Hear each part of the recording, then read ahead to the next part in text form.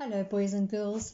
I've been enjoying reading these books by Niki Daly so much that I've chosen another book today by Niki Daly, and he is the author and illustrator of Surprise, Surprise. And the story is about Mr. and Mrs. Tati. There's Mr. and Mrs. Tati and their little yellow house. There he is working in his garden and she's hanging up the washing. And they're as happy as can be, but there's just one thing missing. Let's listen along to find out what it is. And let's hope you can work out what the surprise is. Mr. and Mrs. Tati lived in a little yellow house with a red tin roof.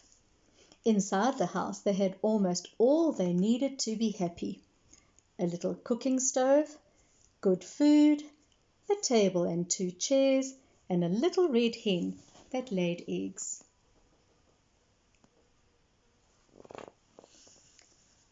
They also had a big comfy bed and a tiny little blue radio that played happy music. But there was only one thing missing. What do you think it could be that they were longing for? I think you've got a good idea. Oh, I wish we had a sweet little baby. And that was Mrs. Tati's biggest wish. She longed for her own little baby. Mr. Tati couldn't bear his dear wife to be unhappy, so he went to a baby shop to buy a baby. I'm looking for a fat, happy baby for dear Mrs. Tati, he explained to the lady in the baby shop. Ooh, didn't she look very surprised when Mr. Tati asked for a baby to buy? I'm afraid we have no babies, replied the lady. Only baby cots and baby prams, baby bottles, baby nappies, and baby bottom powder.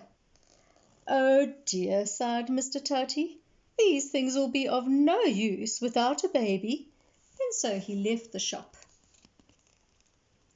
feeling very disappointed that he hadn't been able to buy his dear Mrs. Tati a baby. But on his way home, he passed a man selling baby pigs. If we can't have a baby, thought Mr. Tati, perhaps a little pink pig will make dear Mrs. Tati happy. They do look very sweet, don't they? So Mr. Tati bought a pink pig with fat baby cheeks and took him home. And there he is in the back of the basket. He does look very cute, doesn't he? When Mrs. Tati saw what a lovely little pink pig that Mr. Tati had brought home, she clapped her hands. What a beautiful piggy, she cried. I do love him. And because he was round as a pot, they called him Potter. Immediately, Mrs. Tati knitted a blue and pink baby jumper, a little jersey, yellow baby booties, and a red baby beanie. And because Potter was so little, Mr. Tati said he should sleep with them in the big comfy bed. And because he was much too tiny to be left alone, Mrs. Tati carried him everywhere she went in the baby carrier. And after a while, Mr. and Mrs. Tati began to think of Potter as their own little boy. Mrs. Tati was very happy. Mr. Tati was happy too. And Potter was as happy as a piggy wrapped in a soft baby blanket can be. There he is. They're feeding him a bottle while he's wrapped in a soft baby blanket. And they do look so happy together.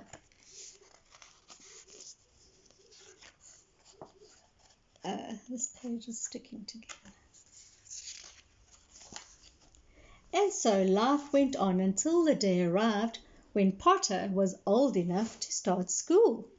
Mr. Tati worked extra hard to buy him a smart shirt and shorts, shiny black school shoes, and a little brown suitcase, and a lunchbox, crayons and 2 school books, one for drawing and one for reading. So he had everything he needed to go to school. But when they took him to school, Miss Prim, the headmistress, said, "This is a school for little boys and girls. I'm afraid little pigs are not allowed." Mr. and Mrs. Tati were terribly upset. It had been a big mistake trying to turn a little pig into a little boy. And poor little Potter looked terribly upset too. He was so looking forward to starting school. So, instead of going to school, Potter was allowed to play in a muddy puddle. So they were trying to teach him how to be a real little pig. And he had to sleep under the stars on a bed of straw.